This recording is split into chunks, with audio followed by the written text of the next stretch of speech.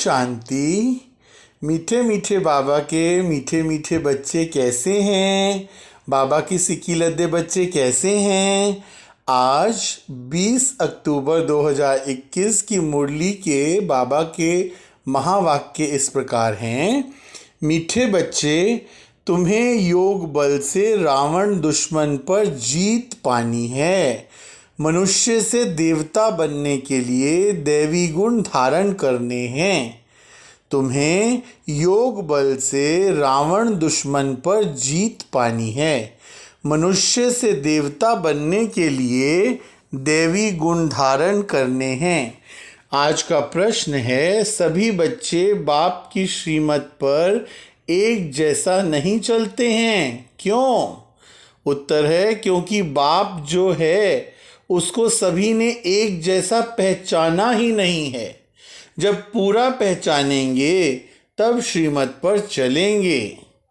माया दुश्मन श्रीमत पर चलने से रोक लेती है, इसलिए बच्चे बीच बीच में अपनी मत चला देते हैं। फिर कहते हैं, बाबा माया के तूफान आते हैं, आपकी याद भूल जाती है।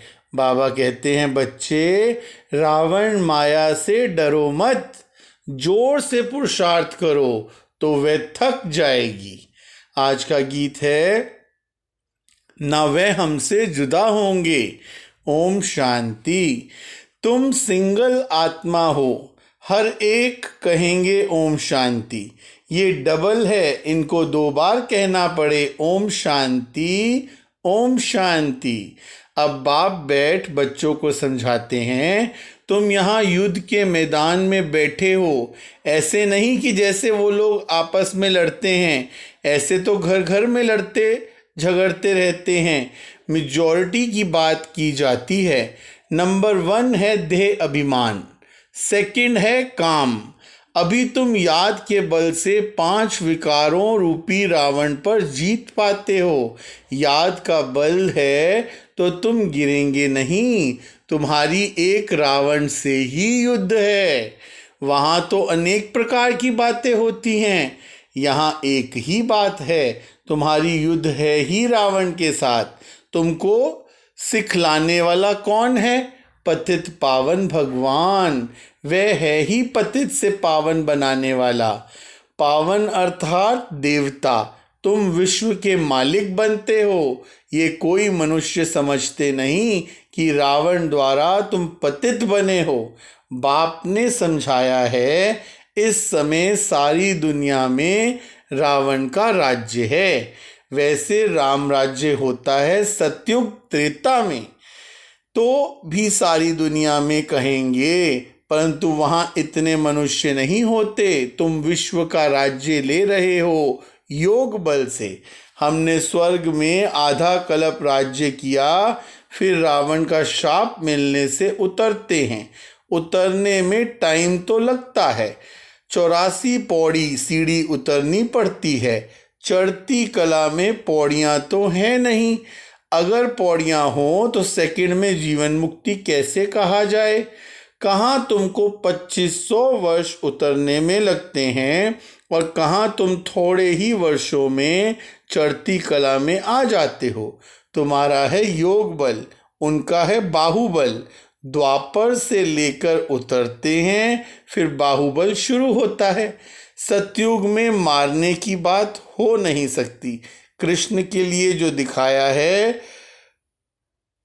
ओखरी से बांधा, ऐसी कोई बात हो नहीं सकती। वहाँ बच्चा कभी चंचल होता ही नहीं। वह तो सर्वगुण संपन्न, 16 कला संपूर्ण होता है। कृष्ण तो कितना याद करते आते हैं। अच्छी चीज़ की याद आती है ना। जैसे दुनिया में 7 वंडर्स हैं, तो मनुष्यों को याद आते हैं, देखने जाते हैं। आबू में अच्छे ते अच्छी क्या चीज़ है जो मनुष्य देखने आते हैं? रिलीजियस आदमी तो आते ही हैं मंदिर देखने। सतयुग में त्योहार आदि कोई होते नहीं। दीपावली भी ऐसे नहीं होती। हाँ, तख्त पर बैठते हैं तो कारोनेशन डे मनाते हैं। वहाँ तो जोत सबकी जगी हुई होती है। तुम्हारे पास एक गीत भी है, नवयुग आया, ये सिर्फ तुमको पता है। हम नवयुग अर्थात सतयुग के लिए देवी देवता बनने के लिए पुरुषार्थ कर रहे हैं। पढ़ाई तो पूरी रीति पढ़नी चाहिए। जहाँ जीना है ज्ञान अमृत ज़रूर पीना है। ये नॉलेज है सृष्टि के आदि मध्य अंत को जानना है। इसमें कोई भाषा आदि नहीं सीखी जाती है, सिर्फ बाप को याद करना है और सुदर्शन चक्र फिराना है। बाप कहते हैं मैं इस कल्प के संगम युग पर आता हूँ, मैं वही गीता का भगवान हूँ। यहाँ आता हूँ नई दुनिया स्वर्ग रचने। मैं द्वापर में कैसे आऊँगा? द्वापर में मैं कैसे आऊँगा? भगवान कह रहे हैं। श्री कृष्ण तो ऐसे कह ना सकें कि मामेकम याद करो। तुम शिव शक्ति सेना हो, शिव बाबा के साथ योग लगाकर शक्ति लेते हो। इसमें मेल फीमेल की बात नहीं, तुम आत्माएं सब ब्रदर्स हो। सभी बाप से शक्ति ले रहे हो। वर्षा बाप ही देगा ना, वह बाप ही सर्वशक्तिमान है। इन लक्ष्मी नारायण को भी कहेंगे सर्वशक्तिमान, क्योंकि सारे विश्व के मालिक हैं। यहाँ तो इस संगम पर ज्ञान और योग बल से 21 जन्म के लिए राज्य पाते हो। तुम जानते हो ये पुरानी दुनिया सारी विनाशी होनी है, ये देह भी नहीं रहेगी। इसलिए अपने को आत्मा समझ बाप को याद करना है।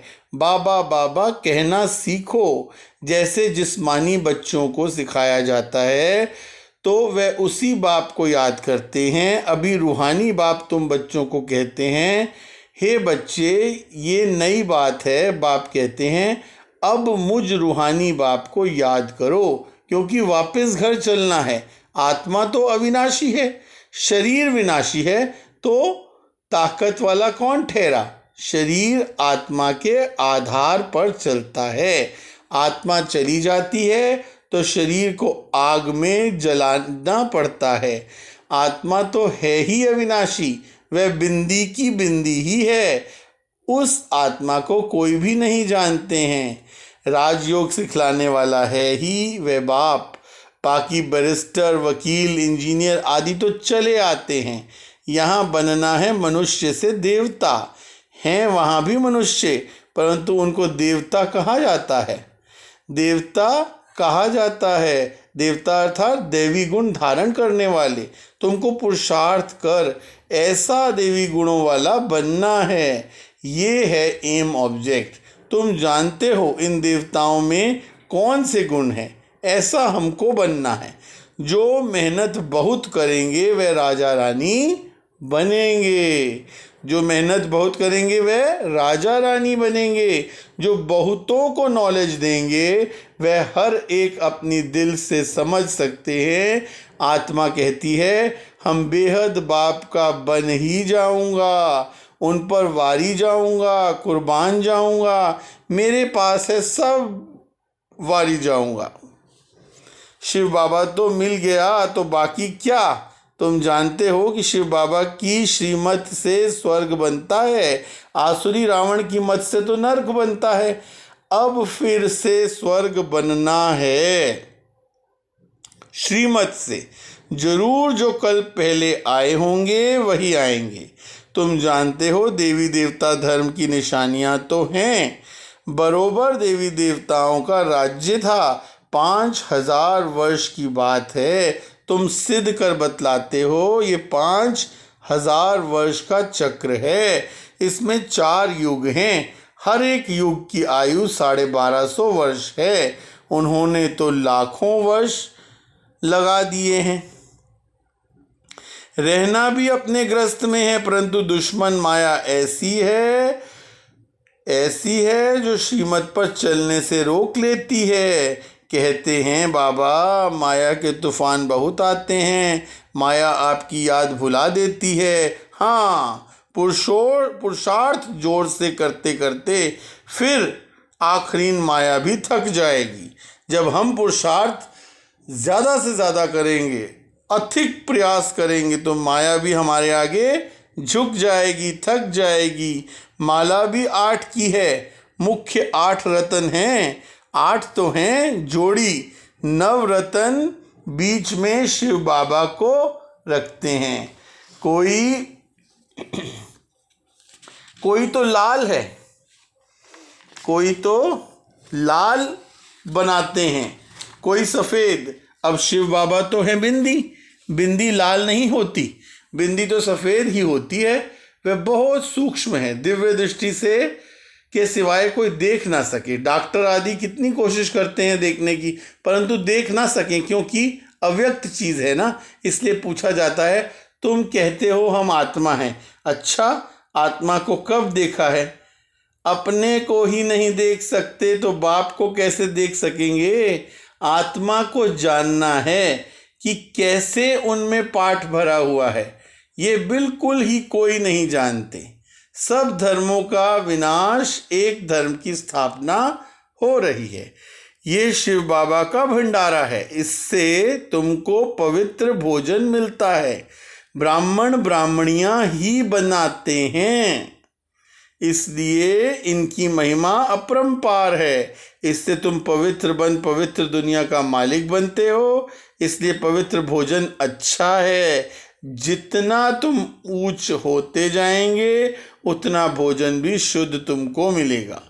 योग युक्त कोई भोजन बनाए तो बल बहुत मिल जाए, वह भी आगे चल मिलेगा। सर्विसेबल बच्चे जो सेंटर पर रहते हैं वे अपने ही हाथों से भोजन बनाकर खाएं तो भी उसमें बहुत बल मिल सकता है।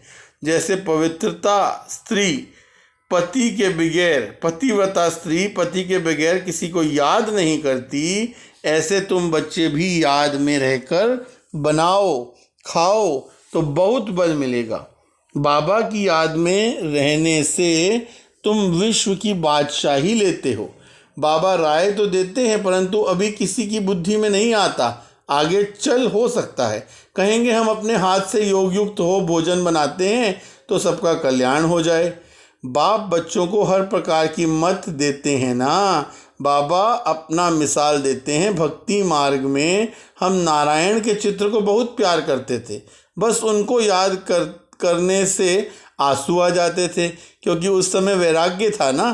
बाप कहते हैं याद करो, मैं सृष्टि का रचयिता हूँ, तो तुम भी नई दुनिया के मालिक बनेंगे ना। नहीं तो सजा भी खाएंगे और पद भी भ्रष्ट हो जाएगा। मरने के पहले बच्चों को ये फुरना, ये फिक्र रखना है कि हम सतोप्रधान कैसे बने। बाप को याद तो जरूर करना है, ये है बड़े से बड़ा फुरना। अच्छा, मीठे मीठे सिक्की लदे बच्चों प्रति मात पिता बाप दादा का याद प्यार और गुड मॉर्निंग। रूहानी बाप की रूहानी बच्चों को नमस्ते। हम रूहानी बच्चों की रूहानी बाप दादा को नमस्ते नमस्ते, गुड मॉर्निंग। धारणा के लिए मुख्य सार है, नंबर 1, योग युक्त हो अपने हाथ से भोजन बनाना और खाना है। पवित्र दुनिया में जाने के लिए पवित्र भोजन खाना है, उसमें ही बल है। नंबर 2, नया तन मन धन प्राप्त करने के लिए पुराना सब कुछ बाप पर वारी कर देना है। इस शरीर सहित बाप पर पूरा पूरा कुर्बान जाना है। आज का वरदान है, अपने श्रेष्ठ व्यवहार द्वारा सर्व आत्माओं को सुख देने वाली महान आत्मा भव। अपने श्रेष्ठ व्यवहार द्वारा सर्व आत्माओं को सुख देने वाली महान आत्मा भव। जो महान आत्माएं होती हैं उनके हर व्यवहार से सर्व आत्माओं को सुख का दान मिलता है। वह सुख देते और सुख लेते हैं। तो चेक करो कि महान आत्मा के हिसाब से सारे दिन में सबको सुख दिया, पुण्य का काम किया। पुण्य अर्थात किसी को ऐसी चीज़ देना जिससे उस आत्मा से आशीर्वाद निकले। तो चेक करो कि हर आत्मा से आशीर्वाद मिल रही है। किसी को भी दुख दिया व लिया तो नहीं, तब कहेंगे महान आत्मा। अपने आप को चेक करो, तब कहेंगे महान आत्मा, तब कहेंगे कि महान आत्मा है। आज का स्लोगन है, करने के बाद सोचना ही पश्चाताप का रूप है। करने के बाद सोचना ही पश्चाताप का रूप है। ओम शांति। शुक्रिया बाबा, शुक्रिया। शुक्रिया मेरे प्यारे प्यारे बाबा, शुक्रिया शुक्रिया शुक्रिया। ओम शांति।